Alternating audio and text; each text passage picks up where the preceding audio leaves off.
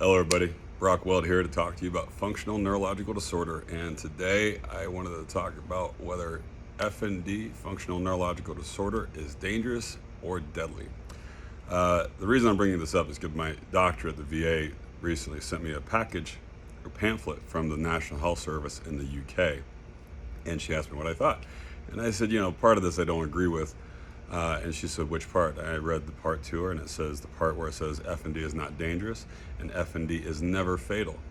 I take great exception to that, and I'll tell you why. Here is a completely true story about how FND and several other circumstances almost killed me in October of 2020. So, in October 2020, October the 1st, I got my right shoulder replaced. I believe now, as do my doctors, that I needed that surgery very badly.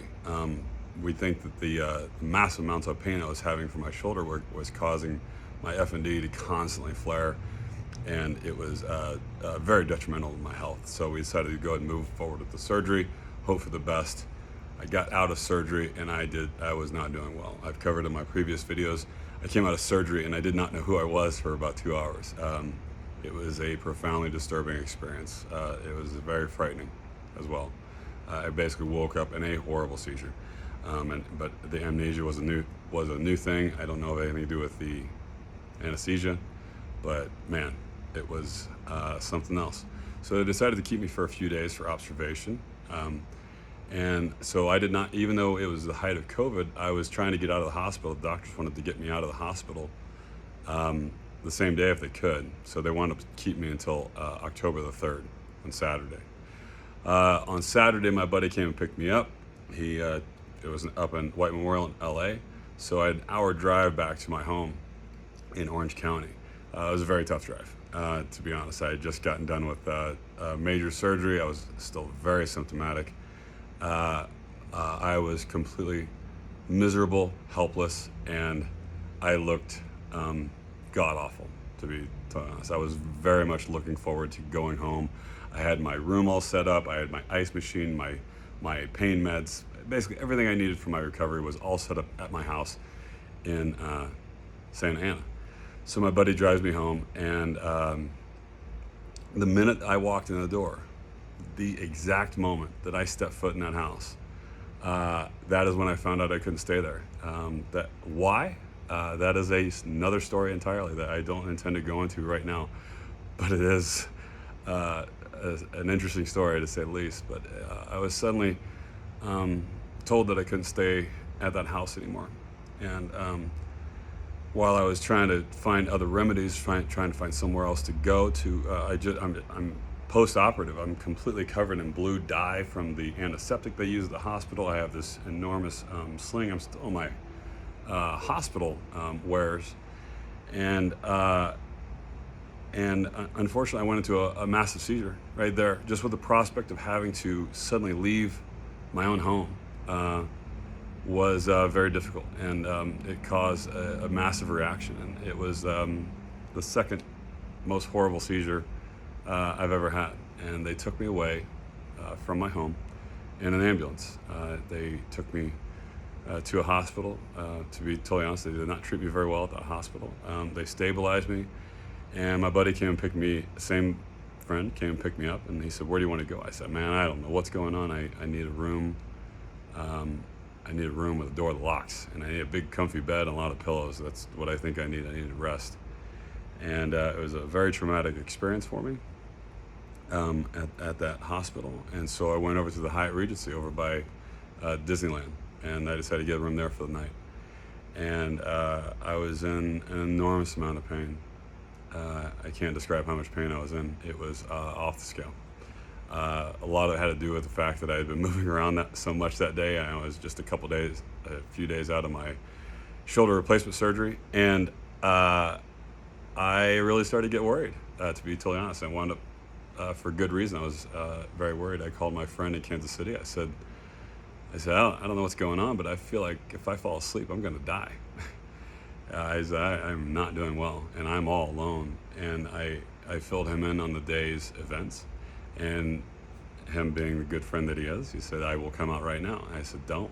He said that it's midnight. There's no way for you to get a flight. I said, just let me try to sleep it off. But if you don't hear from me by about 8 o'clock in the morning, you need to call somebody because I might be in serious medical trouble. Unfortunately, that's exactly what happened. So I'll do my best to try to explain it. The very next morning, I had this enormous sling. There's a pillow under it, but I had a lot of straps. I really want to immobilize my shoulder. And so somehow during the night, what had happened was between the sling and my FND kind of paralyzing my right side, my hips were facing a completely different direction than my torso. So I was basically twisted like a dirty dish rag inside this bed, and I had all these pillows around me trying to stabilize my joints and stuff like that, trying to relieve the pain. It wound up being like a boa constrictor, and it just prevented me from being able to move, from being able to breathe. And it is in that moment that I woke up and I had the worst seizure of my life, without any doubt. That one is definitely the topper. Because what it does when FND, when you have a flare with FND, it affects every single thing. My eye, my muscles, my organs, but in particular my diaphragm, right? So I had started retching into the bed. Sorry, trigger warning. If you don't like hearing about gross stuff, you might want to scroll away. But I started retching, and I basically threw up, but I was still kind of facing up, but my hips were facing down, so I was all twisted up, and I was basically gagging and choking and drowning in my own vomit because I could not. I had no right arm. My left arm was pinned underneath my hip, and I couldn't get to the phone. I couldn't get to the hotel phone. It was quite pathetic, to be honest. It was not a good look, let's say it that way. And yeah, I'd never experienced pain like that before in my life. That was a whole different scale. You know, sometimes you have to just sit back and appreciate, like, wow, I didn't think that was possible. It was. I was in a lot of pain. I was able to free my left hand, barely, and I kept calling the operator of the hotel, and they would not come. They could not, since I could not speak. They assumed I was a crank call. They assumed that I was just messing with the operator, and they refused to send anybody up to my room. I wound up calling 911. They said, we know what hotel you're at. We need to know what room number you're in. And I could not enunciate the room number I was in. I was in bad shape. And because I couldn't breathe, I was getting that tunnel vision where, you know, everything starts to get black, you know, and you can see that tunnel. And I knew I was about to pass out. And I knew at that moment that if I did pass out, that that was going to be the end of me, because there was no help coming. There was absolutely no help coming at all, and I was basically choking, gagging, spitting up. I was basically drowning in a horrible pool of my own vomit and bile, and it was horrible. It was very bad. I couldn't turn over. It was a hopeless situation. And I could feel myself, and I've been in a lot of dangerous situations. I know what they look like. I know what they sound like. I was in a very dangerous situation, that's for sure. And so I started fading away. I got to be honest. I was like, this might be it. I am all alone. My door is blocked. It's locked, you know, double locked. I had a chair in front of it. And I was like, you know, if somebody doesn't come find me in the next 15 minutes, I'm a goner.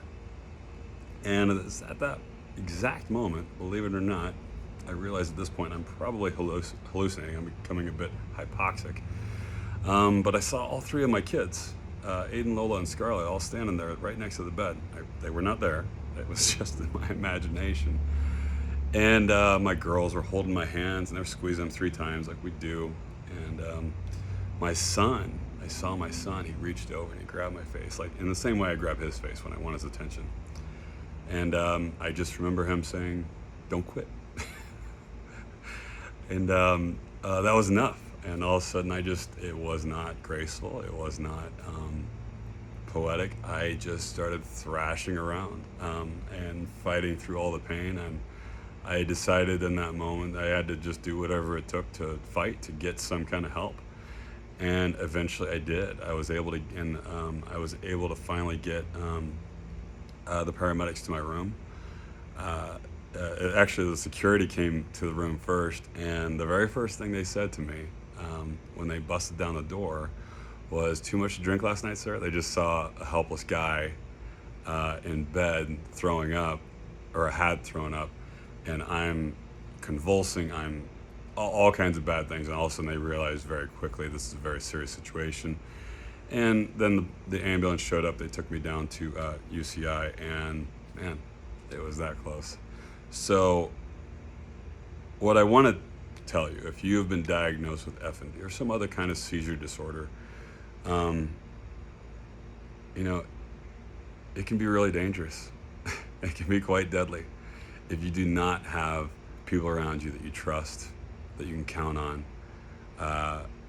You have to have, I guess, my advice is you got to have a plan B. I had put all of my faith in the idea that I would have somewhere that I would be able to recuperate at my own house, and that didn't happen. So I spent the next 2 days fighting for my life. I eventually wound up getting readmitted back into the same hospital up in LA at White Memorial. They had to do all these x-rays and scans to make sure that I did not re-injure or damage the surgery that they just completed. And they and about 7 days later, I got back out of the hospital for the second time. So all in all, during that course of time, I was in 3 different hospitals for about 2 weeks. So don't ever let somebody try to tell you that FND is not dangerous. What they are talking about is a very medical definition, meaning it is not something like MS where it's constantly eroding. It's not a degenerative disease per se, but it is very real. It can have very specific impacts on your health, welfare, and safety if you do not take care of yourself and surround yourself with loyal, smart people. And I've been thinking about that a lot lately, and I wanted to share that with anybody else out there that's struggling with FND. It can be dangerous.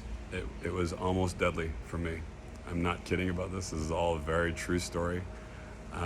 And if you have FND, don't give up. Don't quit. Don't ever give in. You are always in the fight. Until next time. See you later.